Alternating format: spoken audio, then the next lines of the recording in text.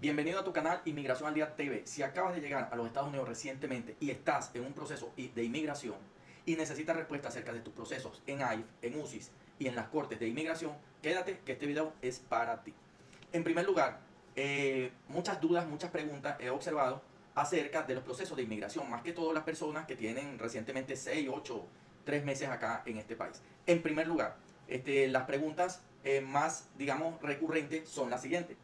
En cuanto a ICE, su cita con ICE. Ojo, cuando ustedes son liberados en la frontera sur de los Estados Unidos, que le otorgan una serie de documentos, ustedes quedan bajo la jurisdicción de ICE, ¿ok? Bueno, la Border Patrol o la patrulla fronteriza, que ellos son los que le van a hacer como un seguimiento, una vigilancia a ustedes. Porque ustedes están bajo de su jurisdicción y por ende, ustedes antes de los 60 días deben reportarse en la oficina correspondiente de ICE, ¿verdad? Según el estado donde ustedes dijeron que iban a llegar. Recuerden que cuando ustedes entran, ustedes dan información de una dirección donde van a llegar. Y allí le asignan su corte, le asignan sus oficinas de ICE, inclusive sus oficinas de UCI. ¿Ok? Entonces ustedes se tienen que reportar 60 días antes o inclusive cuando piden una cita vía online, que generalmente se las dan a 2, 3 años después, esa cita es como una referencia de que ustedes están cumpliendo, pero no es así, no pueden esperar hasta el 2027, 2028. Ustedes tienen que reportarse 60 días antes a las oficinas de ICE, donde seguramente le van a dar un parol, donde ya aparecerá su foto, y le darán un parol por un año para que ustedes resuelvan su caso de asilo ante la corte. O bueno, no resuelvan, sino que sometan su defensa, pues, su defensa en contra de la deportación, del proceso de deportación donde ustedes ya están inmersos, sometan su defensa, que no es más que la aplicación de asilo. Fíjense algo, quería aclararle mucho esta parte porque veo que preguntan y como que no están claros. Tanto los que entraron por el CBP-1 o los que entraron por la frontera sur, pues que se entregaron, ¿ok? Ellos son liberados bajo palabra. ¿Cuál es la diferencia por el CBP-1? Que le dan una I-94, que es como más regular su entrada, y como premio de que esperaron su cita, hicieron la entrada más regular, pueden con esa I-94 solicitar el permiso de trabajo y el social al día siguiente que entran, cosa que no es así con los que entran por la frontera, que se entregan, que son capturados, pasan su proceso, que bueno, generalmente tienen que aplicar por asilo y después de 150 días someter su aplicación I-765 para su permiso de trabajo y su socio. Esa es la única diferencia, ¿ok?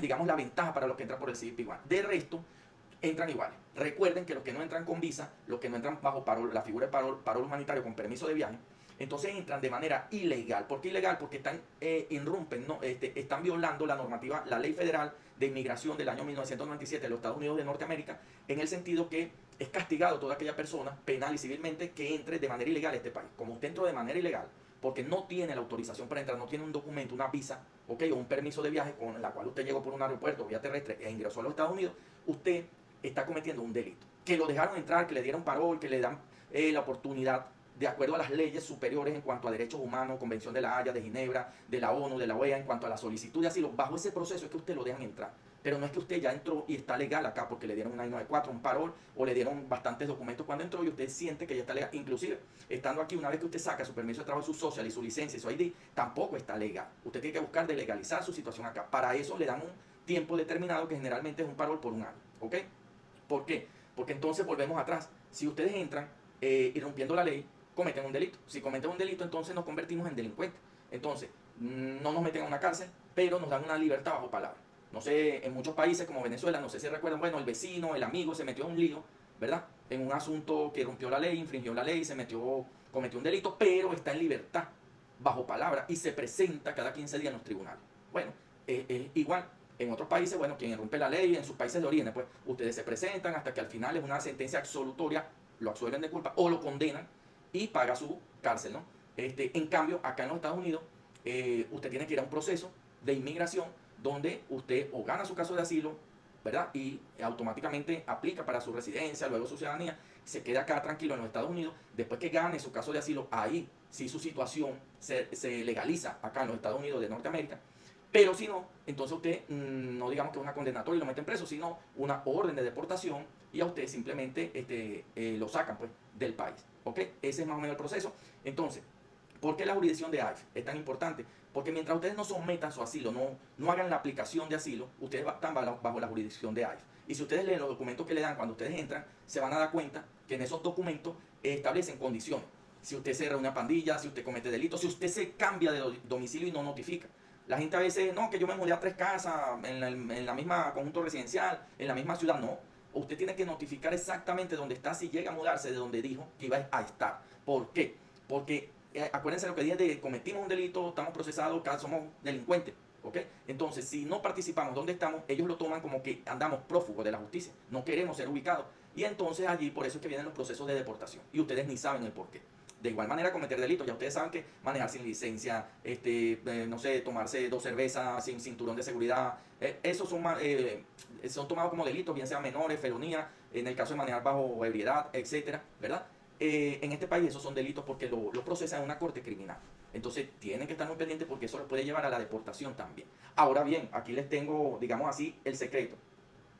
Fíjense algo, una vez que ustedes someten el asilo en la corte, vamos a hablar ahora de la corte de inmigración, tiene 2 beneficios fundamentales. Generalmente la gente reconoce el beneficio que, bueno, voy a someterme a asilo rápido para que me pueda llegar mi permiso de trabajo, mi social, sacar mi licencia y andar legal en este país, entre comillas, ¿no? Pero hay otro beneficio mayor, que como cuando entras a la jurisdicción del tribunal, que es cuando tú sometes, cuando tú llevas, entregas tu defensa, que es el asilo, la defensa a tu deportación, donde tú vas a explicar el por qué tuviste que entrar acá de manera ilegal, a ver si el juez te perdona o no esa entrada ilegal. Cuando tú entras en esa jurisdicción que sometes tu asilo, entonces ya no estás bajo la jurisdicción de ICE. Entonces, a la hora de cualquier delito, ¿verdad? De cualquier infracción que cometan, cualquier perjurio que cometan en este país, resulta que ustedes no podrán ser deportados. ¿Por qué? Porque ya iniciaron su proceso de asilo y tienen que llevarlo al final. Y el que va a decidir sobre su deportación en cuanto a inmigración es el juez de inmigración.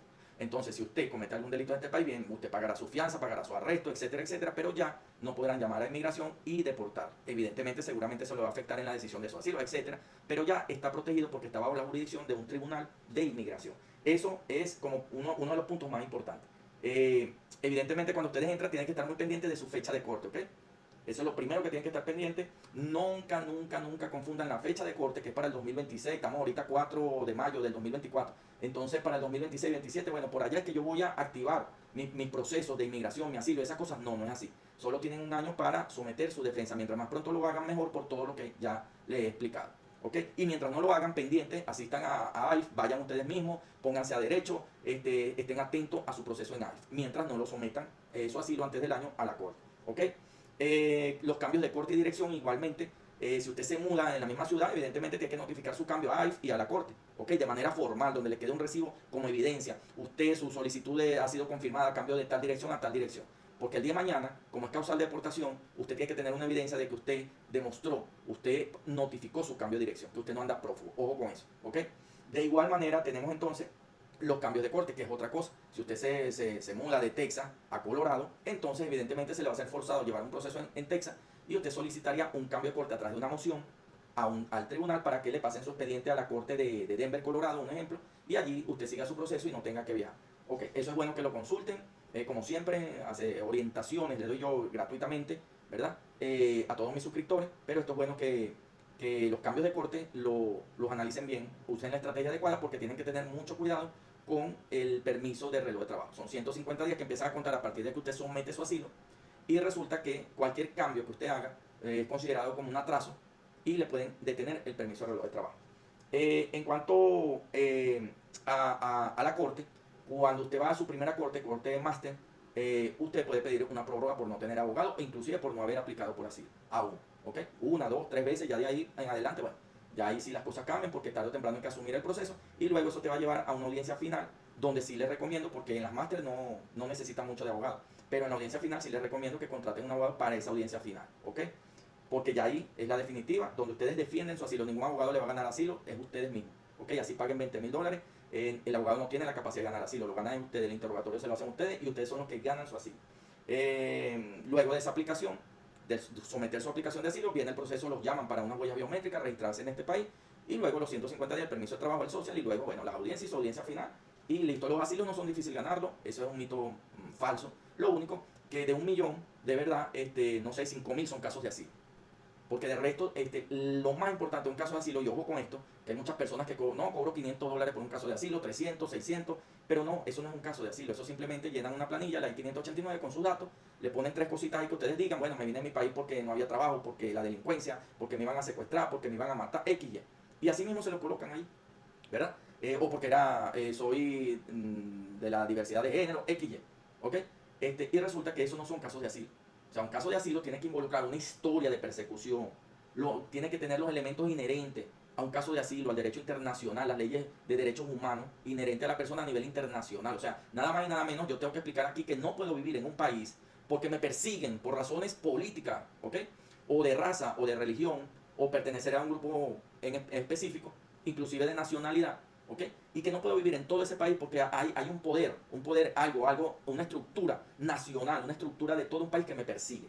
Y por eso no puedo vivir ahí en ninguna parte y vengo a otro país a pedir protección. Entonces yo tengo que hablar bien en cuanto a mi historia, que sea un caso de asilo, porque si yo hablo de secuestro, si yo hablo de delincuencia común, de situación económica, de inclusive problemas porque de violación, etcétera, etcétera, violencia de género inclusive, lamentablemente eso no, generalmente no se gana, ¿ok? Entonces, por un ejemplo, bueno, yo me vengo de Venezuela porque yo era miembro de la oposición, me perseguían, en varias ocasiones irrumpieron en mi casa, allanamiento, me detuvieron, me torturaron, casi me iban a meter preso y tuve que huir porque si no mi vida corría peligro o me iban a desaparecer o encarcelar. Después que usted fundamente su historia de persecución, usted le van a solicitar si usted tiene evidencia de lo que dice. Y si usted presenta sus evidencias, sus membresías políticas, fotos de sus marchas, testigos donde entraron a su casa y le cayeron a palo, medicatura forense de las lesiones que le hicieron, y por ejemplo una citación del SEBIN, del DIGESIN, del 6CPC, donde usted es citado por traición a la patria y se debe presentar en esos organismos de seguridad represores de esa dictadura existente, por ejemplo en Venezuela, evidentemente usted se tiene que ir, porque apenas lo consigan, a usted lo van a dejar preso y lo van a desaparecer, ¿ok? Más allá de informes de derechos humanos de la ONU, de la OEA que existen, se anexan para demostrar que eso está pasando en ese país, que no lo decimos nosotros, sino organismos internacionales. Más o menos por ahí va el asunto, así que cuidado, si ustedes no tienen una historia de persecución coherente con un caso de asilo y los medios probatorios, las evidencias, no estén gastando dinero porque no van a ganar el asilo. A menos, hay personas que, bueno, lo hacen por hacer, para conseguir el permiso de trabajo y ya. Y resulta que ellos se van, pues, al año, a los 2 años se van. Porque aquí no hay problema, aquí en el momento que ustedes quieran se pueden ir, no hay ningún problema. El problema es para ingresar.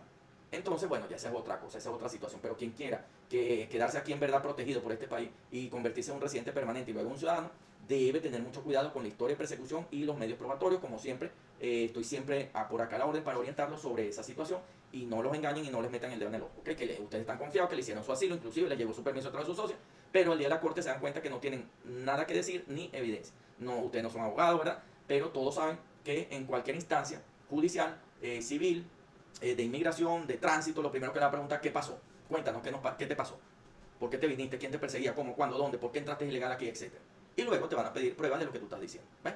Ojo con eso. Tenemos aquí importante del asilo, la persecución y su evidencia, ya se lo vengo diciendo, asilo que solo llenan la I-589, ya se lo di. Y luego, para algunos países, por ejemplo Venezuela, el TPS, aquellos que entraron antes del 31 de julio de 2023, yo les recomiendo que apliquen por su asilo, estén pendientes de todas estas recomendaciones que les estoy dando, su cambio de corte, cambio de dirección, no meterse en problemas, etcétera, etcétera, ¿verdad? Y luego también apliquen por el TPS, ¿ok? Eso es necesario. Yo se los recomiendo y hay oportunidad. Todavía queda mucho tiempo para aquellas personas que por primera vez, ¿verdad? Inclusive los que lo hicieron en el 2021 y después no lo hicieron más, no renovaron, tienen ahorita también oportunidad de hacerlo. ¿Ok? Se los recomiendo porque es como un seguro de vida, es como una protección por si acaso. Los procesos de inmigración son así. Yo puedo tener una solicitud familiar porque me casé con una ciudadana, un TPS y mi asilo. La primera que me otorgue la residencia, yo las otras dos las anulo, las cierro, las elimino y listo. De hecho, con el TPS, cuando ustedes tienen el TPS, a veces nada más solicitándolo, ustedes les cierran el caso administrativamente, que se los engavetan, se los congelan ahí 10, 20 años, o inclusive se lo desestiman, que se lo eliminan, ya ustedes no se tienen que presentar jamás en la vida ante un tribunal, ya no tienen riesgo de una sentencia de deportación, ¿verdad? De una orden de deportación por un tribunal. Eso queda eliminado, borrón y cuenta nueva, ustedes se quedan con su TPS, hay mecanismos con el permiso de viaje para subsanar la entrada, salir y volver a entrar, y con esa entrada, con un avance parol, ustedes podrían casarse acá, aunque hayan entrado ilegalmente por la frontera sur. Y también si ustedes quieren meter asilo por UCI más adelante para la cuestión del permiso de trabajo por 5 años, etcétera, porque por el TPS pueden solicitar permiso de trabajo y social, pero les dura lo que dura el TPS, generalmente 1 año, 13, 15, 18 meses. Y tienen que pagar también un impuesto que a partir del 1 de abril aumentó a $470, ¿de acuerdo? Y el permiso de viaje, si no me equivoco, a $670, ¿de acuerdo? ¿Qué más tenemos por acá sobre el TPS? Permiso de viaje, trabajo, todos TPS Ok, todos los TPS y los asilos también, déjenme aclararle esta duda, los que entraron por parol humanitario pueden someter su aplicación de asilo antes del año con una buena historia de persecución y evidencias, ¿no? Aunque hayan estado residenciados en otros países, lo pueden hacer. Y también todas esas personas que, inclusive los que entraron sin ser inspeccionados, los que entraron agachaditos, pues, los kiwis, los que entraron por el hueco, ¿saben? Esas personas a veces preguntan y ellos también, ellos tienen todos tienen el derecho antes del año, según la ley de inmigración de los Estados Unidos de 1997, de solicitar la protección a través del asilo, ¿de acuerdo? Toda persona, los mexicanos también, hay un mito que los mexicanos toda persona, todo ser humano en el planeta Tierra tiene el derecho de presentar su solicitud de asilo para pedirle protección a este país, eso sí, asilos de verdad, no asilos fraudulentos ni asilos frívolos, porque allí sí se les van a venir los problemas encima, ¿ok? Así que bueno, como siempre, a sus órdenes, mil bendiciones para ustedes y espero que se suscriban y inmediatamente me enviaré un mensaje, alguna consulta, allí nos veríamos en Instagram y si se amerita les doy mi número personal y a cualquier hora, en cualquier momento, pueden llamarme sin mucho formalismo y los ayudaría en cualquiera de estos, tocar estos puntos, estos temas que a bien sé que ustedes tienen muchas dudas. Bye bye.